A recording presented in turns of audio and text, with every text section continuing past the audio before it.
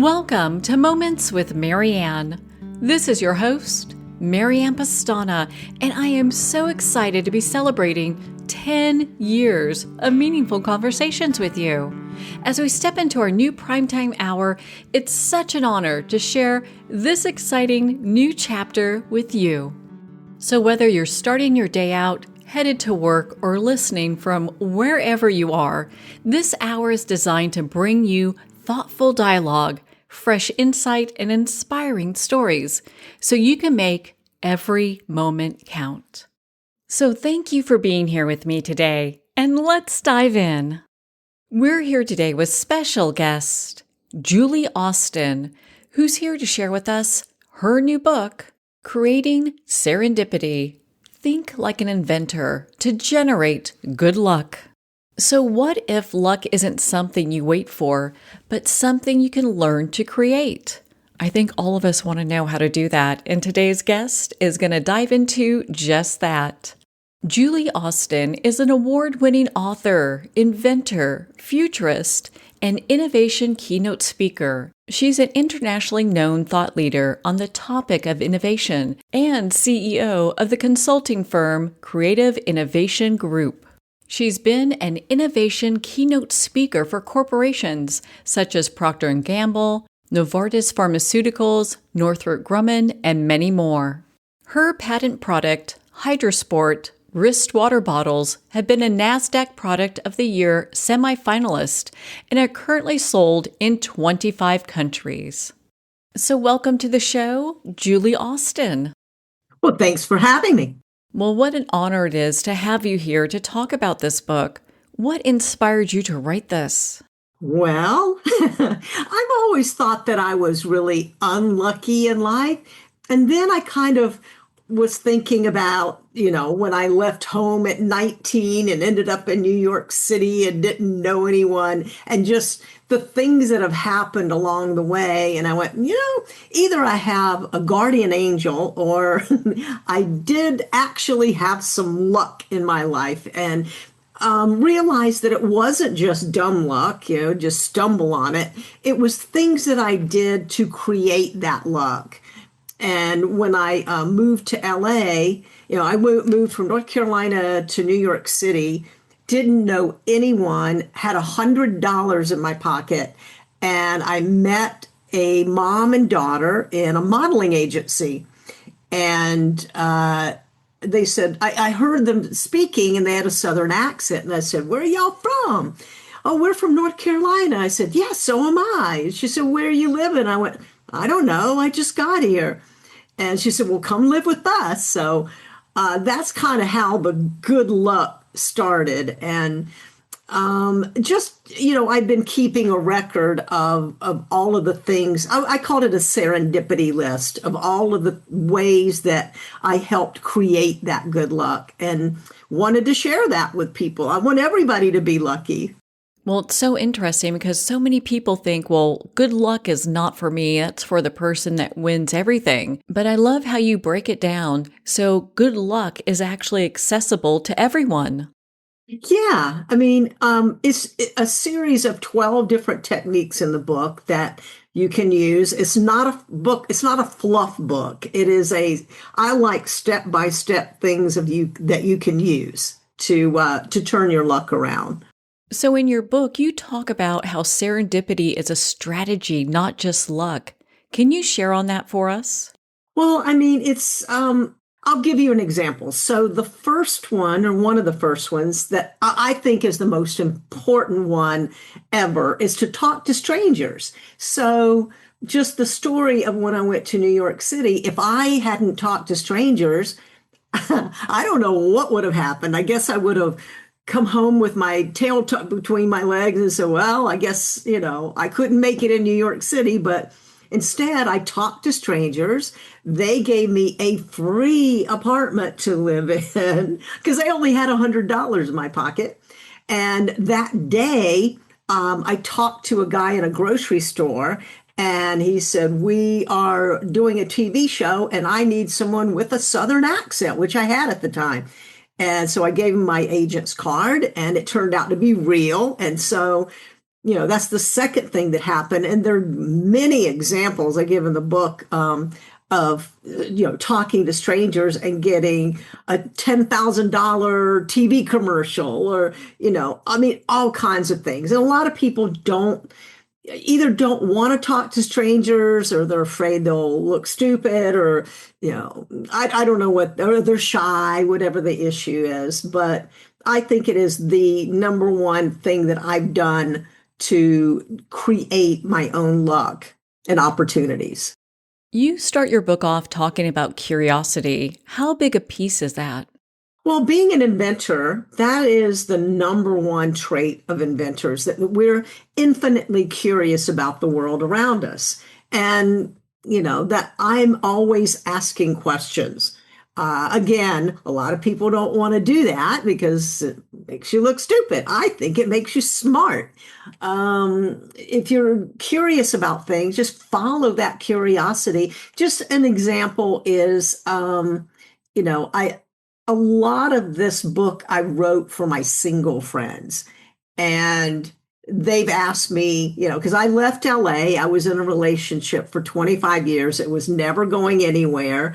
And so I packed up the dogs in the car and I just drove to a small town in the Midwest where I didn't know anybody and literally started over. So I got out of my comfort zone and, used curiosity, all of the things on that list to find a husband, which I did. I love how that worked out. So how do we know the right questions to ask? I think you're right in saying that a lot of times people think they look stupid if they say anything. Well, I would say to ask open-ended questions. So if you just say, how are you doing today? And, people would just kind of go, oh, fine, and walk off. But if you can figure out how to ask an open-ended question, like, comment on something they're wearing. They're maybe wearing your college team's logo or something. Hey, I went to that school or whatever. You're starting a conversation. So, and that's also for people that are shy, wear something that is going to get attention, that people are going to ask questions about. I'm constantly asking people, reading books. Hey, how was that book? Is that a good book? Just to open it up to something deeper than a yes or no answer. Well, that definitely points us in the right direction. So thank you for sharing that. I'd love to hear about your invention. Did that experience influence how this book came together? Oh, absolutely. I invented the wrist water bottle product because I passed out when I was running from dehydration out in the heat in the summer. And I said, well, maybe there's a way to carry water that's hands free. So most people might, if you're not curious and you don't take it any further than that, you might just go, oh, that's horrible. I passed out from dehydration. A stranger took me to the hospital and I'll never do that again. I didn't say that. I said, how can I fix this problem? So I did some research. Nothing like it existed. I ended up getting a patent, manufacturing the product, and that turned, there was an opportunity that I spotted that other people missed. So that's a trait I think that inventors have, is that we're constantly spotting opportunities. We're curious. We get out of our comfort zone. We talk to strangers, and that helps you create your own good luck and opportunities in life. So how can people break free of limited thinking and start thinking like an inventor? Well, I mean, the first thing is, like I said, to be curious. A lot of people maybe, like, for example, in your business, you only focus on that industry.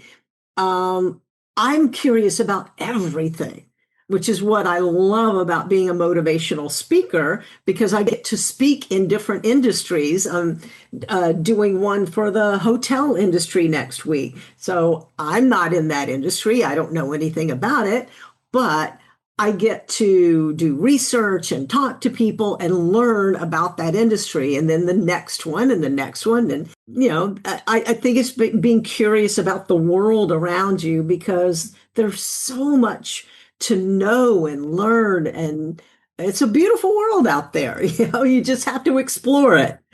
Well, thank you for sharing that with us. And you have so many wonderful stories of inventors creating things like your water bottle. Can you share one with us? Yeah. So, one of the pieces of my wrist water bottle is a band that is put together with Velcro. So, Velcro is a great example of an inventor. See, other people might have just walked on past this. So he went hiking in the woods and his dog got burrs on his fur. And as he's pulling the burrs off, he said, "Oh, they're really sticky." He put them under a microscope and he said, "I wonder if I could replicate that for some kind of fastener instead of a zipper."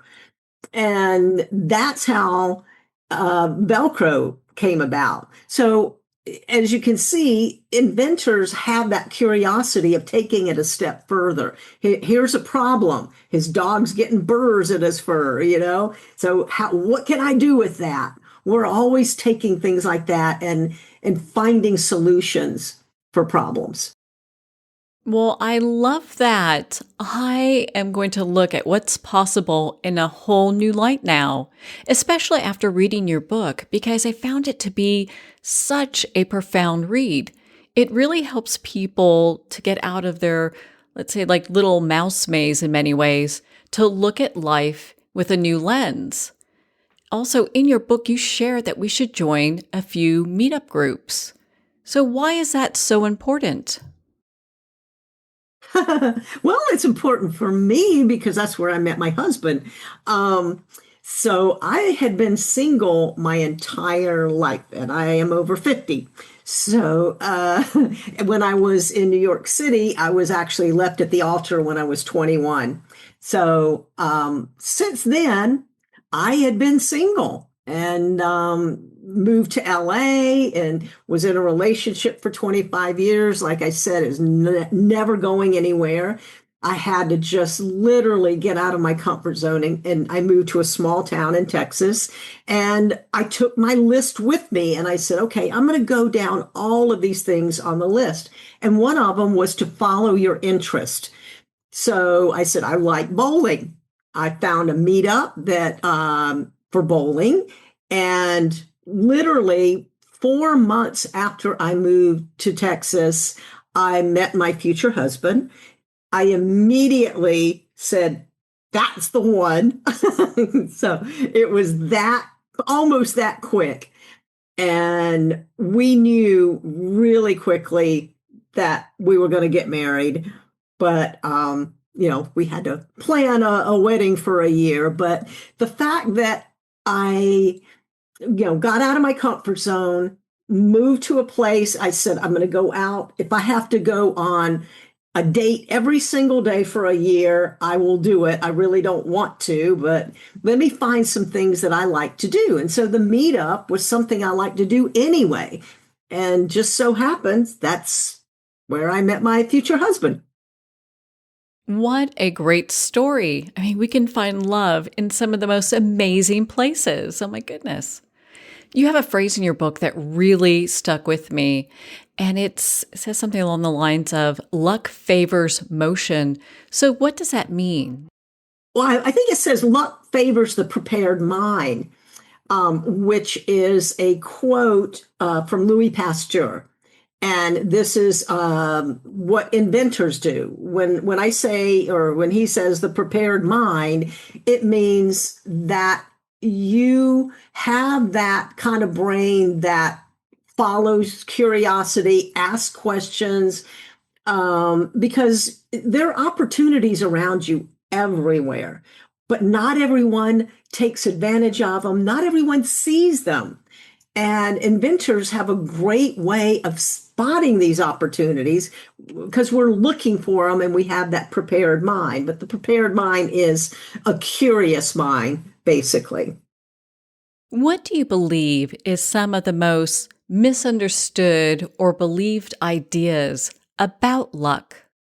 That it is, certain people, it just happens to people.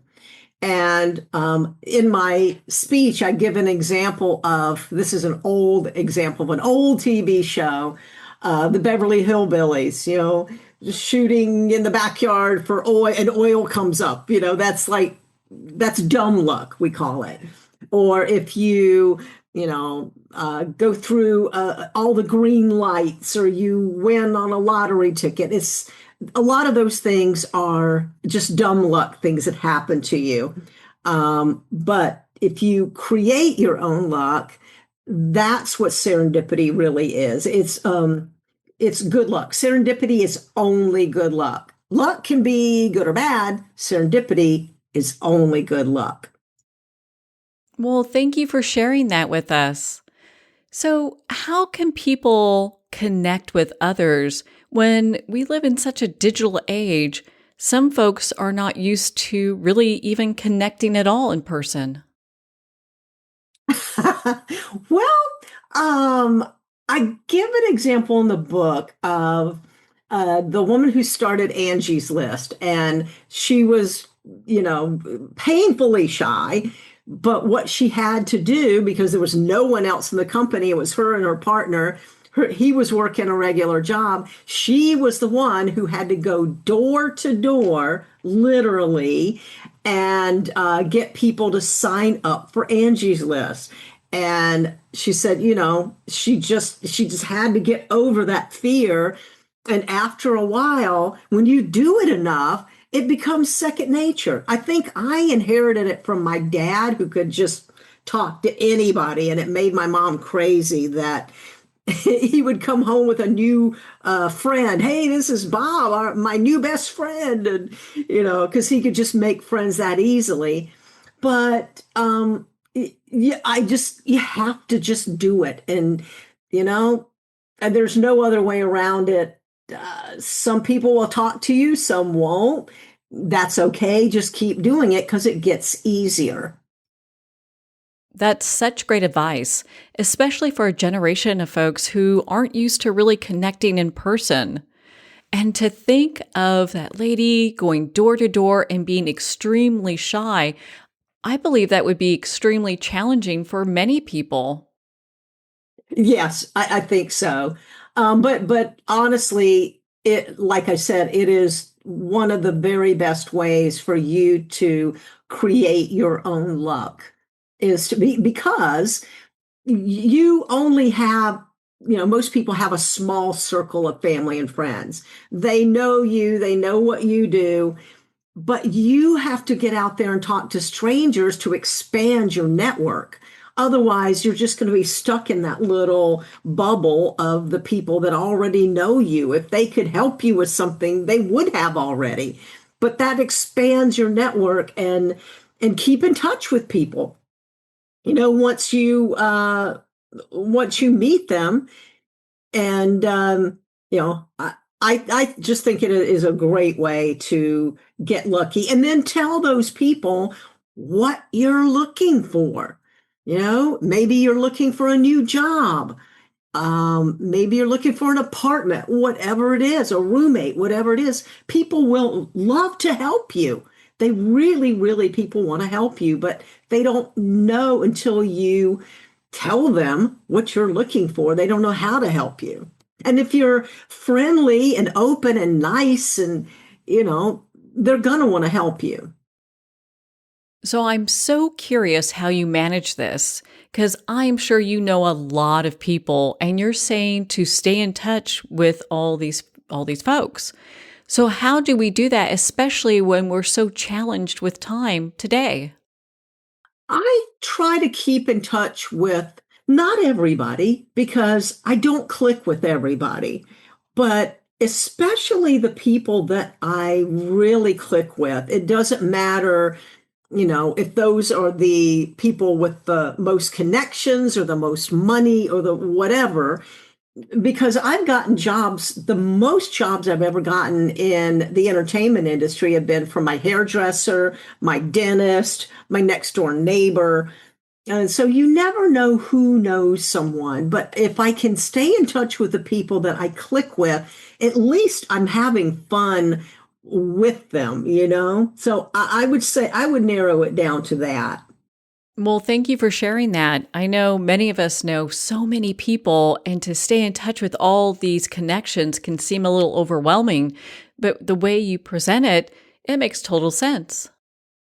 Yeah, my friend Bruce, he recently passed away at the age of 90, and he was in the music industry, a concert promoter, and he had friends all over the world. He didn't do email. He said, "I'm going to get on a plane and I'm going to go meet you, no matter where they were." And so, for his funeral, it was on Zoom, and people from all over the world were able to participate because he was such a connector. He had a big, huge network, and he liked to connect other people, which I would highly suggest because, that is a kind of karma that will come back to you.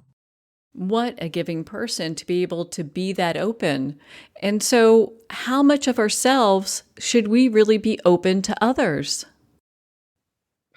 That is also I think one of the best ways to create opportunities for yourself while you're helping someone else. And you can do that by volunteering, you know? Um, it doesn't, things don't always come back to you immediately. You're putting it out there, and not to be cosmic, but you're putting it out there in the world, and that good karma comes back to you eventually. It does.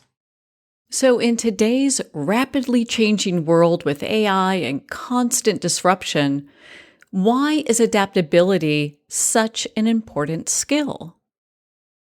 Because there is so much disruption, and you've got to be, I hate to use the word pivot because this has been overused, but you do have to be able to pivot when your industry or your life is disrupted. I mean, they're also, I'm just thinking of some of my Facebook friends who have had a spouse pass away unexpectedly, and all of a sudden their life is disrupted. So you have to remain flexible and adaptable, I think, to weather whatever is going to happen to you. So, a lot of times when we view failures, we look at them as major setbacks. But is there really something to be learned there? Absolutely. That is another trait that inventors have, is that we fail all the time.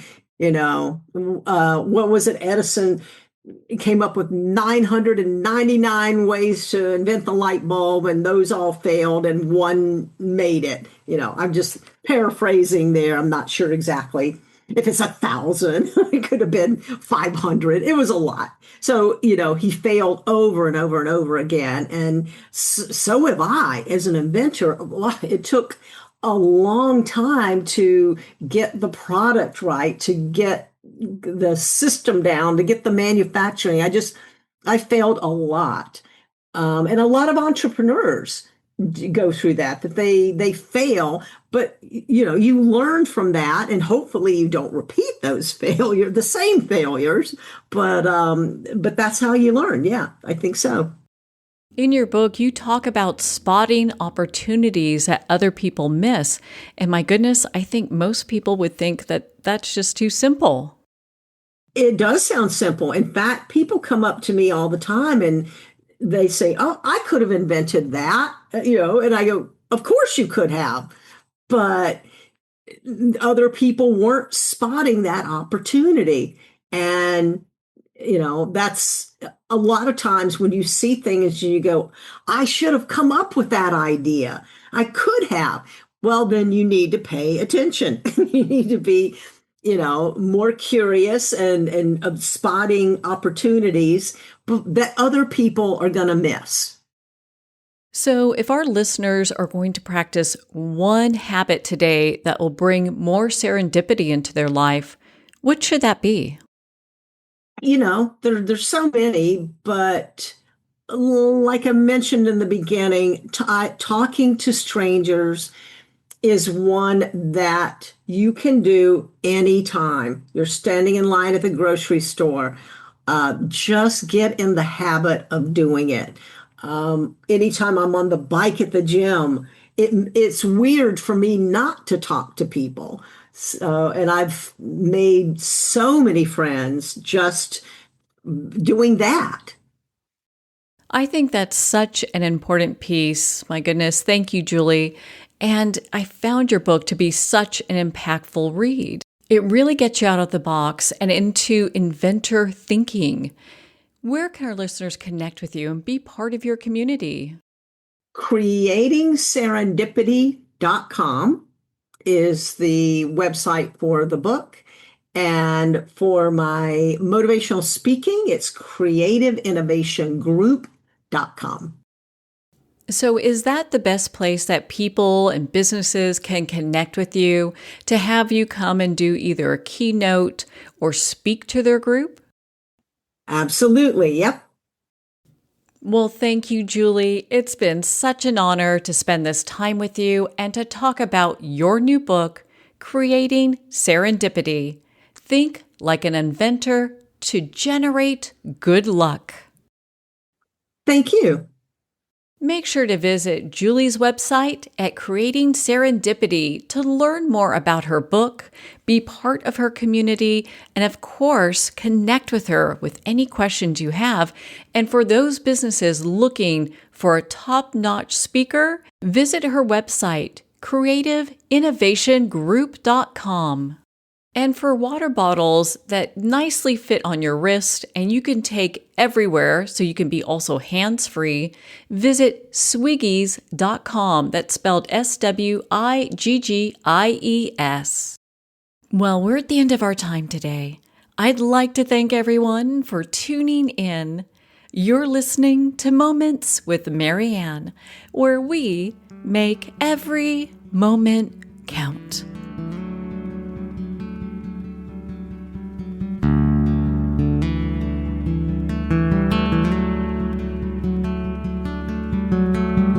In a single moment, your life can change. Moments with Marianne is a transformative hour that covers an endless array of topics with the best of the best. Her guests are leaders in their fields, ranging from inspirational authors, top industry leaders, and business and spiritual entrepreneurs. Each guest is gifted and a true visionary. A recognized leader in her own work, and while teaching others to develop, refocus, and grow, Marianne will bring the best guest and sometimes a special surprise. Don't miss this. You never know just which moment will change your life forever.